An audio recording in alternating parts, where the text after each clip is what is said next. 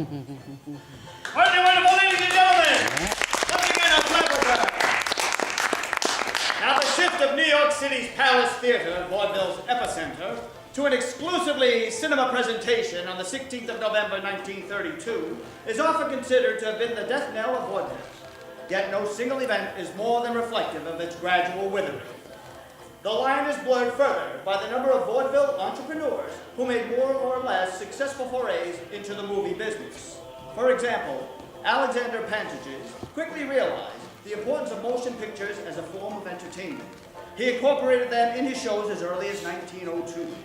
Later, he entered into partnership with the motion picture distributor Famous Players, a subsidiary of Paramount Pictures. There was no abrupt end to vaudeville, though the form was clearly staggering by the late 1920s. The continued growth of the lower-priced cinema in the early 1910s dealt the heaviest blow to vaudeville. This was similar to the advent of free broadcast televisions diminishing the cultural and economic strength of the cinema.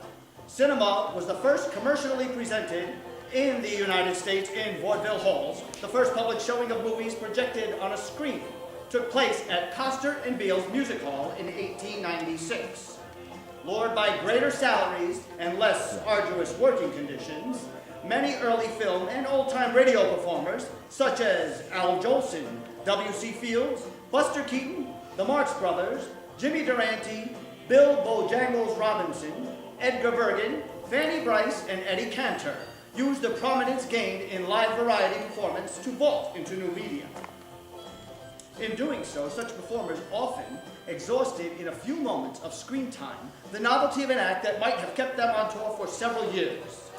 Other performers who entered into vaudeville's later years, including Jack Bennett, Kate Smith, Bob Hope, Milton Berle, Judy Garland, Rose Marie, Sammy Davis Jr., Red Skeleton, Burns and Allen, and the Three Stooges all used vaudeville only as a launching pad for later careers.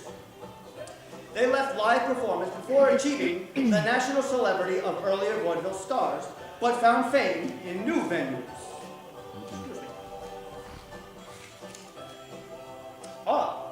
And now, ladies and gentlemen, with the end of our vaudeville portion of our show, we give you a touch of the holiday season with a contemporary dance called In the First Light.